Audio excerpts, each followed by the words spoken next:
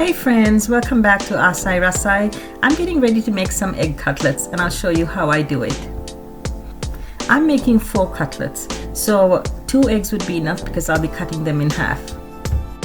If you're new to Sri Lankan food, just know that egg cutlets can be your midday snack. It could be served at parties, or it could just be a supplement to your meal. And they're usually served with ketchup, so I'm making this as a part of my dinner. And this is the kind of fish that I'm using, mackerel in brine. Just take out the mackerel and discard the brine. We don't need that for this recipe. If you get the tuna in the oil or the canned mackerel with the sauce in it, it might be a little too watery for this recipe because we just want a very dry paste. So instead of boiling the vegetables, I thought I'll steam them.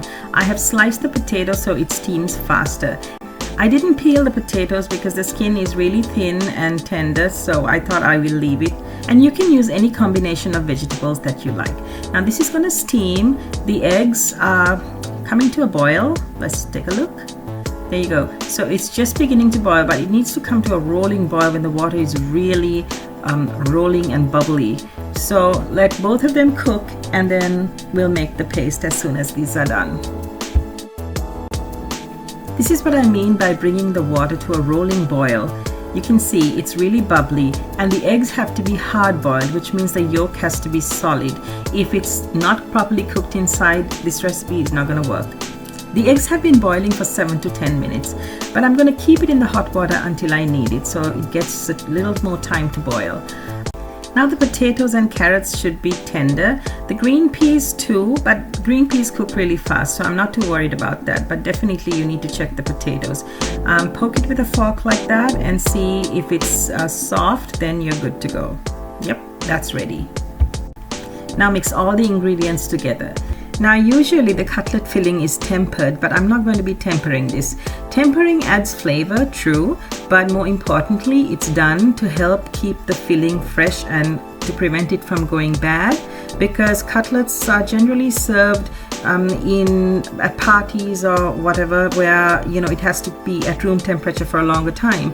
So tempering would prevent it from going bad, especially because it removes the moisture from the filling as well. But I'll be serving this as soon as it's made, so I'm not worried about it going bad. But if you're in a humid or hot climate, then definitely you would want to think about tempering this, and that's pretty easy to do. Just warm up some oil and fry the filling for about 2 or 3 minutes, and that'll make sure that the cutlets don't go bad very quickly, especially at room temperature. So the hard-boiled eggs can be used in 2 different ways. You could actually scoop out the yolk if you want to mix it into the fish filling, or just leave it as it is. I'm just going to be using the full boiled egg. I'm not going to scoop out the yolk anymore. I'm just trying to show you how it's done. But of course, if you're going to scoop out the yolk, just make sure that it's not too closely attached to the egg white, because that's going to rip off the egg white when you're putting the filling around it. So the rest of the process is pretty simple. Just take some filling and go around the egg while shaping it into a ball or the shape of the egg. It's up to you if you want to go around the whole egg white or just leave the white part exposed and just pack the filling onto the yolk side. But these are pretty big cutlets, so keep in mind how much filling you have also. If you're trying to stretch the filling, then I would say just keep the egg white part exposed and just pack the filling onto the side where it's cut in half. And here's how I did it. I just took some filling and packed it on the side where the yolk is, where it's sliced, so you have the egg white exposed. And this quantity of filling makes 4 large cutlets. Just make sure that the filling goes slightly above the edge of the egg, so it's kind of sealing it right there. That way we can be double sure that it's not going to separate when we are frying. So 1 beaten egg was enough to dip all 4 cutlets in. I'm just adding a little bit of salt and then very gently dip the cutlets one at a time and then roll it in the breadcrumbs. The egg can be straight out of the fridge. It doesn't have to be room temperature or anything. And since these cutlets are on the larger size, I recommend doing a double coating of the egg and the breadcrumbs. That way you have a thicker, crunchier outer coat, and it's going to hold up pretty well when frying.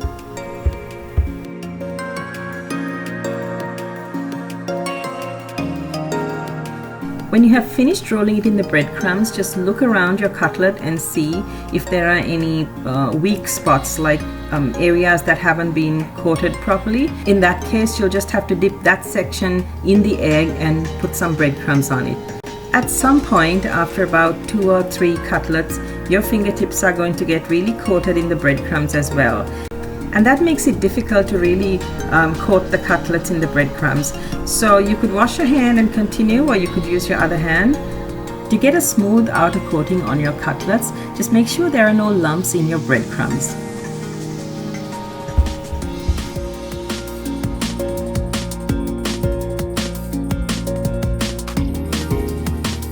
Okay, so I needed a deep pan to fry these large cutlets in. This is the deepest pan I have, my hopper pan. As you can see, it doesn't sit well on the electric stove, so I'm going to be very careful when I'm using this. And you can see the heating element is red hot. That's because I've turned the heat all the way to the highest setting, just so that the oil will heat up and stay at the right temperature when I'm frying the cutlets. So I just put some breadcrumbs into the oil to see whether it'll float and sizzle. And then gently roll the cutlet into the oil. Never dump the cutlet right into the middle of the pan, because that's gonna make the oil splash everywhere. And this oil is pretty hot. The cutlets are heavy too, so just bear in mind. Check the cutlets, and then as they become brown, keep rolling it in the oil so they brown evenly on all sides.